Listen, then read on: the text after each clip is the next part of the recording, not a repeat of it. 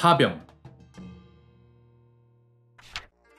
자, 그럼 오늘은 실제로 파병이 이루어지기까지의 과정과 파병에 이어 전투까지의 진행 과정을 당시 기록을 참조해서 한번 알아봐 봅시다. 광해군 10년, 누르하치는 명나라에 선전포고를 날립니다.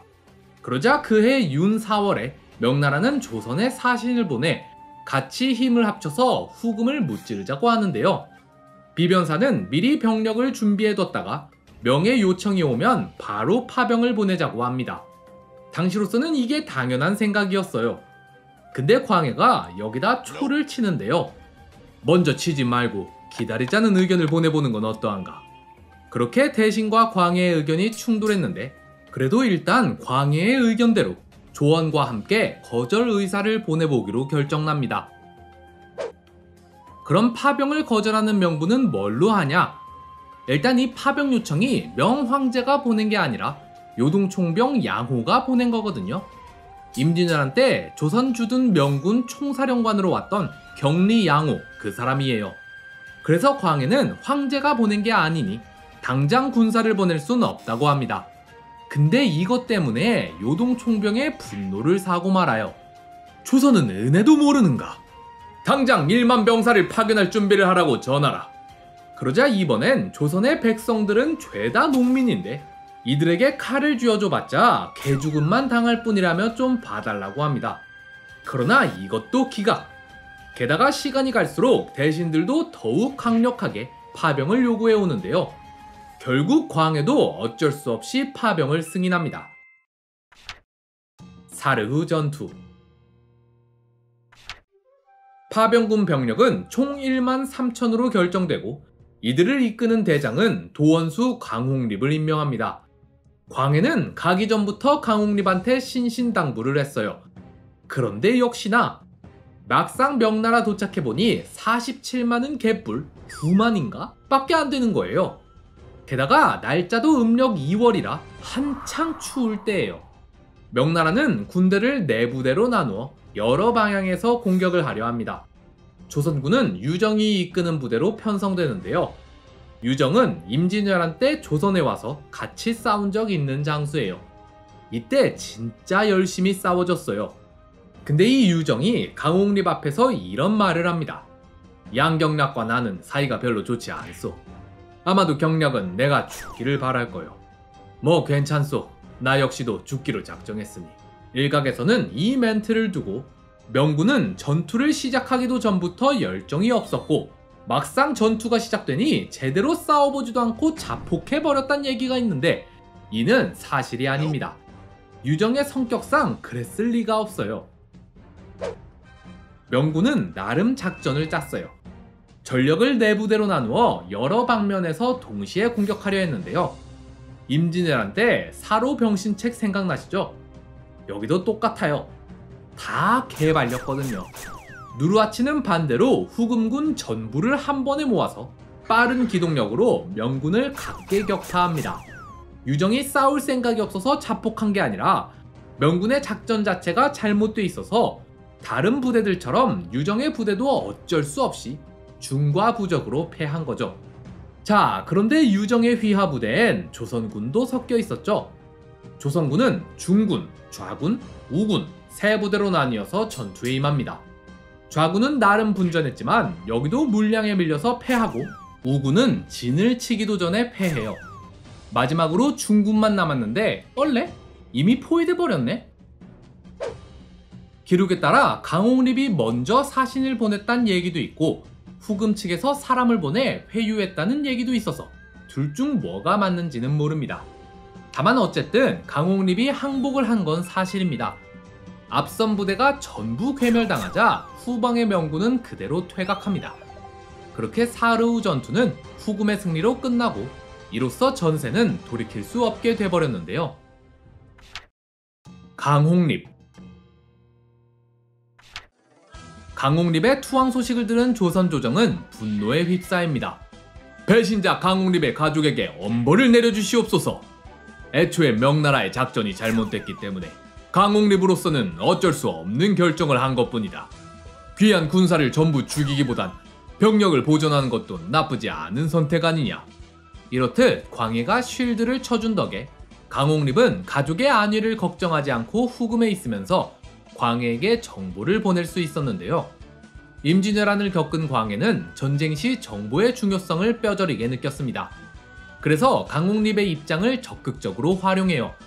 강홍립은 가족의 안전을 보장받는 대가로 후금 측 정보원이 되어줍니다.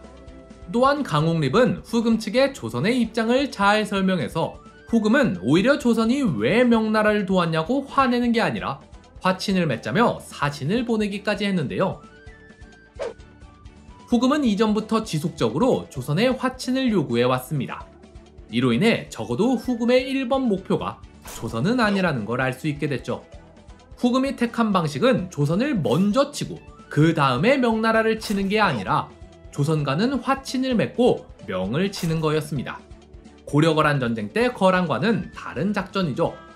사실 이게 맞아요.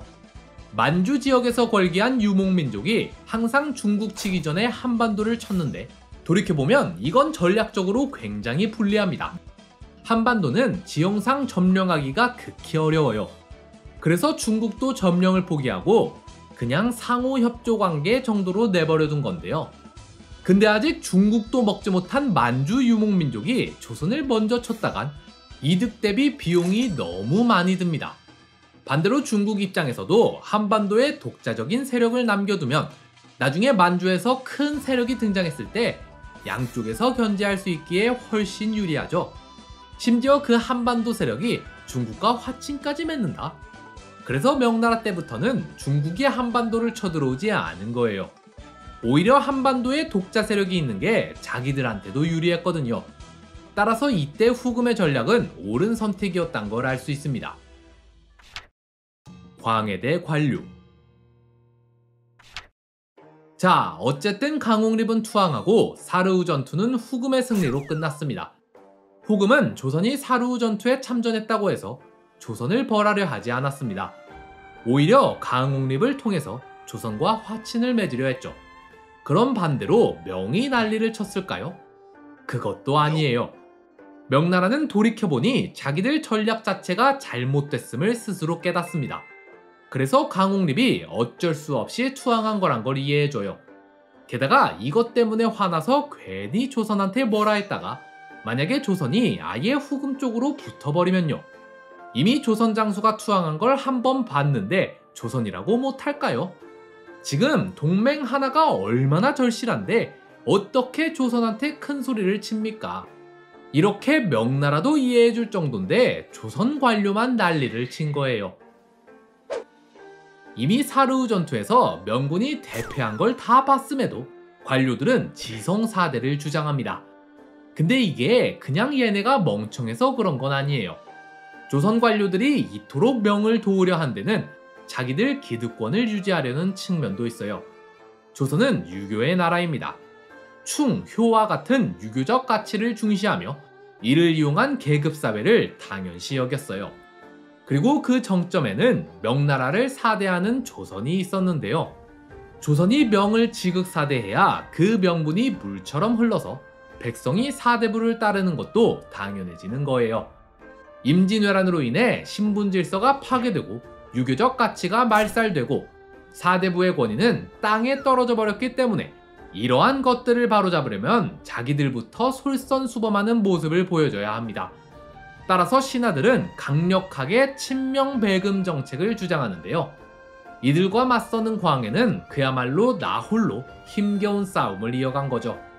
심지어 영모에 관해서라면 항상 광해의 뜻을 대리했던 이첨조차도 이 사안에서만큼은 광해와 대적합니다. 아마 패물론 때문에 민심이 너무 안 좋아져서 이미지 세탁하려고 더 난리를 친 것 같은데요. 광해군 13년, 후금이 심양과 요양을 함락합니다. 이로써 조선에서 명나라로 가는 육로가 완전히 막혀버려요. 백길로 가는 건 너무 위험합니다. 정몽주 물에 빠져 죽을 뻔했던 거 기억나시죠? 다시 말해 명나라와의 소통이 어려워진 건데요. 이렇게 이제 후금과 국경선 전체를 맞대게 된 조선. 이에 광해는 밖으로는 견제하고 안으로는 스스로를 강화하기에 힘쓰자고 제안합니다. 그리고 광해는 후금 측과 계속 교류를 이어가려고 했어요. 왜냐면 그래야 후금 측 정보도 얻고 동향을 파악할 수 있기 때문인데요. 하지만 관료들은 후금과 교류하는 것 자체를 못마땅해 합니다. 근데 왕이 계속 이걸 요구하니까 신하들은 태업에 들어갑니다. 일을 하지 않는 거예요. 괜히 후금과 교류하는데 손을 댔다간 물매를 맞을 수 있으니 다들 이쪽 일 하기를 꺼려합니다. 일 좀 맡길라 하면 꾀병을 부리며 드러눕고 심지어 영의정 박승종은 아예 집에 틀어박혀버려요. 사실 박승종은 그나마 광해의 의견을 들어주는 편이었어요. 근데 광해의 총애를 힘입은 이이첨이 비변사를 좌지우지하고 같은 소북 측 인사인 유희분도 이들과 동조하고 있으니 아무리 영의정이라도 자기가 뭘 해볼 수 있는 상황이 아니었던 거죠. 괜히 잘못했다가 자기 혼자 다 뒤집었을 수도 있으니까요. 차라리 면피하기 위해 꾀병을 부린 건데요. 영의정씩이나 된 자가 왕이 사람을 보내도 나오질 않습니다. 그렇게 온 신하들의 태업과 반대에 맞서 광해는 홀로 이 외로운 싸움을 이어갑니다. 하지만 이 일로 권력의 정점, 이이첨과 대적을 하게 된 광해는 슬슬 왕권 자체를 위협받기에 이르는데